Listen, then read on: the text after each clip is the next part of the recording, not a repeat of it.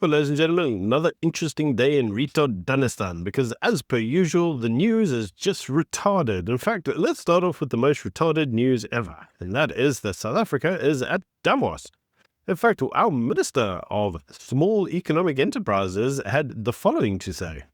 I'm in Davos attending the World Economic Forum, and of course the theme is the spirit of dialogue. What is the spirit of dialogue without talking inclusive growth? And this is where we are focusing as Team South Africa to say there can't be inclusive growth if you are not involving small businesses. And of course, at the center of that are partnerships that are helping us get more finance, business-driven support, and of course, at the center of it, promoting innovation so that we drive our economy that creates lots of jobs. Stay tuned. We're here for the rest of the week.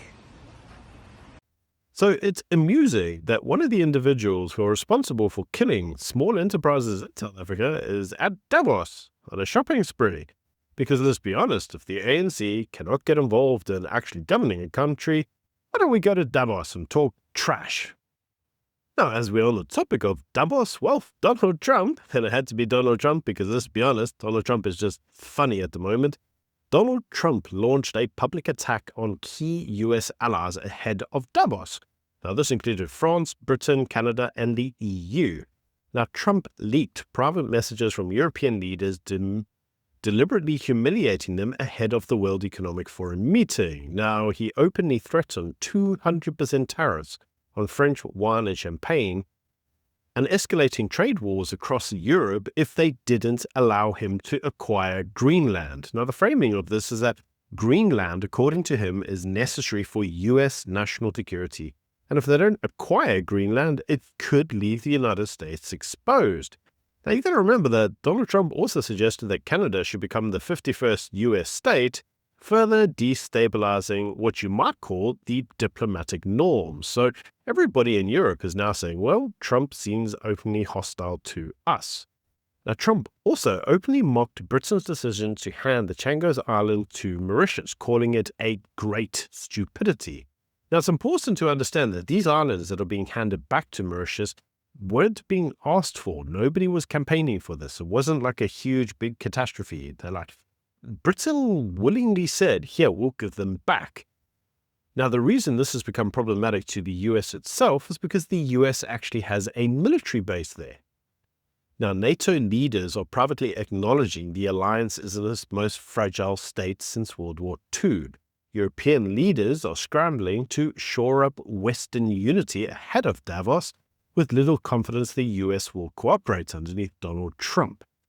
But I don't really think Trump is wrong. Nobody was campaigning Britain to return the islands, and the islands themselves had strategic benefit. There is a huge economic cost to handing them back. So why did Britain under Keir Starmer decide to give them back? Well, no one really knows. As we've gone from one stupid, let's look at the next stupid story. And this is the news story around Gwede Matasha, who, according to him, says that South Africa was underneath apartheid for like 300 days, and that was it. So I must say that at this point in time, according to Gwede, well, according to his Zuma mass, we should really be done with this whole bull rubbish. In fact, you can have a watch of that right here. People forget that we were actually colonized for 342 days. 342 days were colonized. Of that 342 days, 46 years were the years of apartheid government. Now, this whole BEE bull rubbish, which I've got to say, if we only had 300 days of redress to remedy, well, the government should be getting rid of BEE. And would you know it, the government has initiated a review of B-B-B-EEE amid mounting evidence that it failed to create broad-based entrepreneurship. Now, critics are arguing that it incentivized ownership transfers, of course, but they were not productive transfers. There's been no productive capacity generated, no innovation generated from these ownership transfers. And business leaders say that the policy created rent-seeking and not industrialists, which is all factual. Now, evidence suggests that dozens of politically connected individuals have become billionaires through mining BEE deals, like the president maybe, and Gwede Matasha. Now, vast sums have been circulated amongst tiny elites, and we know this from Maletsi Mbeki, who tells us that it was only key ANC individuals who benefited from BEE, while unemployment, productivity and investment stagnated. So it killed the economy, but don't worry, the ANC got rich. Now, even pro-transformation economists are now conceding that the measures themselves haven't been successful, and that there is no actual succession measurement that we can use or trump to say, this was a great success, we should do more of this. But with that all being said, it would appear that Cyril Ramaphosa still says that BEE is the future of the country. Now, one of the relevant questions is whether or not John Steenhuisen thinks the same, or whether John Steenhuisen's capture by the ANC is complete. This comes after a farmer who had his farm confiscated appealed to John and said, well, do you agree with this, buddy? In fact, have a watch. I'm going to take a few more of your questions, so fire away. John, thank you for opening the floor to questions. I do appreciate it. My name is Simon, and I was unlawfully and constructively evicted by African Parks in the northwest province of South Africa. My senior attorney told me that this is a criminal matter, no longer a civil matter, and encouraged me to urgently seek assistance from the South African Police and also from the Department of Agriculture, Land Reform and Rural Development. This is what the Department of Agriculture said to me, and this is Mr. Nimrod Tlhakane from the Northwest Department, and my question to you is this treatment from the Department of Agriculture acceptable? Disqualifies you as well. My race disqualifies me? Yes. From Esther? Yes. How can my race disqualify me from Esther? Remember, Simon, like we say, we are trying to fix Esther. Most of the legislations that are emanating from the Constitution are mainly based on redress. They are trying to redress the past injustices of the past. Now, as you can see, the farmer's farm was confiscated because, well, he wasn't black. And John, to date, hasn't actually addressed the farmer, which is leading many to say that perhaps John has just become like ANC Light. Remember the thing that he accused Musi Maimane of being? Yeah, it looks like that's who he is now. Now, turning back to a different story, and that is that South Africa is coming under intensified international scrutiny after the Iranian naval vessels participated in local drills despite claims that Iran was only there as an observer. Now, if you've been watching Morning Shots, you'll know that, as I said, well, the Iranians were told not to be involved, and then they were involved, and there was confusion over who did what. In a normal democracy, people would get fired. In South Africa, we say it's Wednesday. But this confusion over whether the SANDF ignored or misinterpreted the presidential instructions is continuing to raise serious civil military control concerns, because it does show that the government, having lost control over everything, has also lost control over the armed forces. Now, the US itself has been unusually blunt and is accusing South Africa of undermining Western security interests. And if you watch Morning Shot, this will come as no surprise.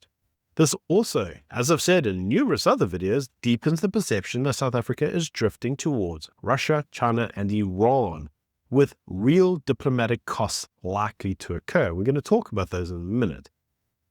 Now, South Africa's actions all come amidst an already fragile relationship with Washington, including AGOA uncertainty and prior geopolitical tensions. Now, the naval drills themselves reinforces fear that South Africa is no longer a neutral actor, and this reinforces fears to the US, but strategically hostile to US interests. Now, parliamentary opposition has warned of parallel authority within the military, which is a red flag for democratic governance, because what you're actually seeing is that if there is a parallel governance that is loyal to those generals, those individuals can usually commit coups against the state because they have the backing or the loyalty of the armed forces. And Cyril really should be worried about that, but in typical fashion, well, Cyril's just Cyril. Now, logically, all of this rhetoric from Donald Trump should, in theory, mean that the rand has actually weakened, with many individuals looking at South Africa and saying, this country is going to get hit, but that's not what we're currently seeing, because investors suddenly are investing in the rand, and the rand to the dollar is doing better. Saying that, when I say that investors are suddenly interested in the rand, they're only interested in our bonds because they've got good return rates. But there is also this idea that because of US political instability and global uncertainty, that what you really need to do is go for any economy with external tailwinds, and that's South Africa. We have high interest rates, and that is allowing there to be foreign capital inflows into the country, especially from US bondholders. But you have to understand that whilst the government is saying, well, this is great, because there's been no domestic reform, that's unlikely to actually transfer into anything meaningful in the state. So we are seeing money come in, they're buying our bonds, and nothing's going to happen with it because that's the government. But still, the rhetoric from the US still gets projected as South Africa. And this is leading to Julius Malema suggesting that actually what's happening here is that the US is preparing to invade South Africa. And he had the following statement to say in Parliament. Have a watch. Before invading the nations, the US always fabricates human rights violation to justify intervention. Today, same tactics are being used against South Africa. The growing calls by right-wing groups for foreign funding to establish independent states and to be armed by foreign interests must be recognized as part of a broader plan. This is the early stage of economic isolation, leading ultimately to military intervention. Next, AGOA will be terminated, escalating tensions between USA and South Africa. Our government must dismiss opportunistic African and racist groups exploiting US imperialism to fund their racist fantasies of an independent state. That will never happen. We will expropriate land without compensation, whether they like it or not. If they object, they can seek refuge in America. Deputy Speaker, Trump and the USA are not demonstrating strength. The USA is merely displaying an advanced stage of capitalism, which is imperialism. Trump engages in transactional and manipulative relationships with the world like it is his backyard. The hostility towards South Africa does not come from fraudulent boers spreading disinformation, but from America's imperialist agenda.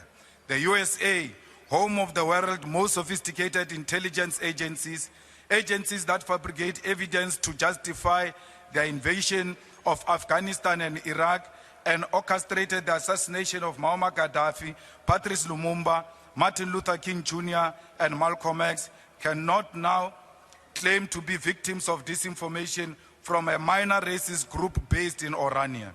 The USA has openly embraced the golden age of imperialism, extending its power through threats and the prevention and termination of foreign aid. In response, our government foolishly seeks to explain our policies to a maniacal president as if the USA were a victim of misinformation. The USA knows exactly what it's doing and why it is doing it. At a Golden Sachs event of the 27th of February 2025, South Africa President Mr. Cyril Ramaphosa stated, I quote, Trump got the wrong end of the stick of the country's land policies. I completely reject this notion. The USA, home of Elon Musk's platform, X platform, Jeff Bezos, Amazon, Facebook, Google, Tesla, Starlink, and Silicon Valley, the global hub of data collection, cannot claim to be misinformed. Now, it's very interesting to see his comments because effectively what he suggests is that South Africa is being primed. We're being put in a position where many of our policies are being challenged, and eventually we're being set up in such a way that America will say, well, I've got to step in to save your people. Now, one such claim actually comes around the claims that AfriForum and Solidarity made suggestions to the US of a white genocide in South Africa. Now, those lies have been purportedly repeated numerous times in News 24, who, as of today, had to issue an apology both to AfriForum and Solidarity for lying, because as they've had to note, neither party ever made these suggestions. Now, in typical fashion, the withdrawal or apology was like on page 485 of the newspaper, where nobody's ever going to see it. It's hardly front page news because they don't want to admit to the fact that they lied and they got caught. But this idea that America is priming South Africa for an invasion of some varieties is an interesting one because, look, it's interesting to talk about that Donald Trump may invade South Africa because that kind of goes into line with his character. He's quite a rogue at the moment, and he's almost using that unpredictability to get his own way globally. But he hasn't actually invaded anywhere. Even when it came through to Venezuela, he captured a president that had an arrest warrant. And it was an arrest warrant put there with a reward by the Democrats. But I'm also reminded that the Democrats are now like, oh, you can't do that. You're impacting someone else's sovereignty. But I'm reminded that it was Obama, underneath a Democrat regime, that went into an independent state called Pakistan and assassinated an individual called Osama bin Laden for crimes. And no one at that point in time seemed to worry about damaging the territorial integrity of Pakistan. So there's that. But at the end of the day, the idea that Trump is actually going to physically put boots on the ground in South Africa, yeah, I don't see that happening. In fact, he hasn't actually put physical boots anywhere, even in Iran. If you think about the strike he did there, he sent some missiles and went home. Trump's not keen to put boots on the ground. And this idea that he may capture a sitting head of state, well, there's no arrest warrant out for Julius Malema or even Jacob Zuma or Cyril Ramaphosa. So under what grounds would he do it? It's very unlikely to materialize. But what is clear is that Trump's roguish attitude has got these politicians worried. I mean, why else would you say what you're saying? Anyway, moving on to another story, and that's around the NHI, because government called for settlement talks on the NHI, but the industry has now flatly rejected these calls. And they've all said, well, they intend to litigate and that they've already litigated, so the litigation must continue. Now, these critics are arguing that these NHI centralists, that they're calling them now, this idea of having the single state-controlled fund, that itself will strip provinces, doctors, and patients of any form of autonomy, which is basically against the Constitution. Now, many of the legal challenges include doctors, hospitals, medical schemes, business groups, and the Western Cape government, because the Western Cape government's the only one that's not in the pocket of the ANC. Now, several litigants say that there's no compromise possible unless the NHI is withdrawn in its entirety, which the ANC says they are unwilling to do. Now, some of the other points of litigation that are going through include flawed public consultation, especially at the NCOP level, that's the National Council of Provinces, and severe constitutional risks, which include procurement control, loss of choice, and fiscal sustainability. Remember, the fiscal sustainability still remains a big drawback on the NHI because no feasibility study was concluded. Now, there is a broad consensus amongst opponents that healthcare reform is needed, but the NHI is designed. The way it's designed currently is unworkable and dangerous. Now, with multiple cases heading towards the Constitutional Court, what we know we are going to get is years of uncertainty, even if the NHI is already adopted. But many are still warning that the damage is already done, because what the government has successfully done is damaged confidence in the industry and introduced uncertainty where uncertainty didn't need to exist. Anyway, that's the news of today. Do let me know what you think of all of these stories in the comment section below. And until tomorrow, bye.